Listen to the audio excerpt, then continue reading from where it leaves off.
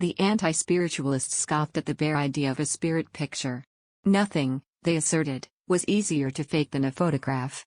This is undeniably true, but what they conveniently chose to overlook were the test conditions under which the picture was taken. The plates used at the séance were provided by a Fleet Street Photographic agency after having been secretly marked by one of its representatives for identification purposes. They were loaded into the camera by the same representative.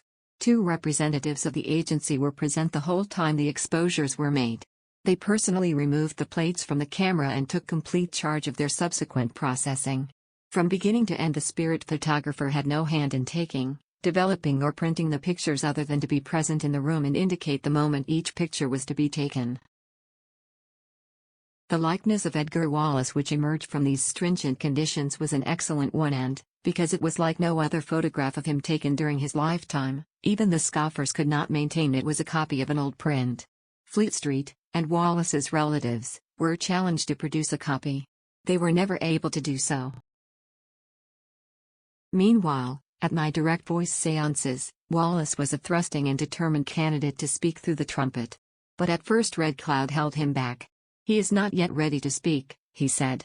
"He does not know how to use the power. We cannot have him harming our medium, however fierce his impatience. He will speak when I say he is ready and not before." In the event we had to wait only 2 weeks. At our next sitting Wallace came through. It was a truculent Wallace, who made it abundantly clear that he did not suffer gladly the fools he had left on earth. "I wrote the script," he said. "I sat for the photograph. What more do they want? It is damnably hard to be disbelieved when all you want is to make them understand. They can laugh, they can scoff, but I'll show them where the truth lies." He continued in this vein for some minutes, ending his censure of the world's follies with a pointed reference to his secretary's denial of the spirit writings. "Tell Bob Curtis not to be so silly," he said with disgust. "I'll give him something to think about. You see if I don't." And Wallace certainly did.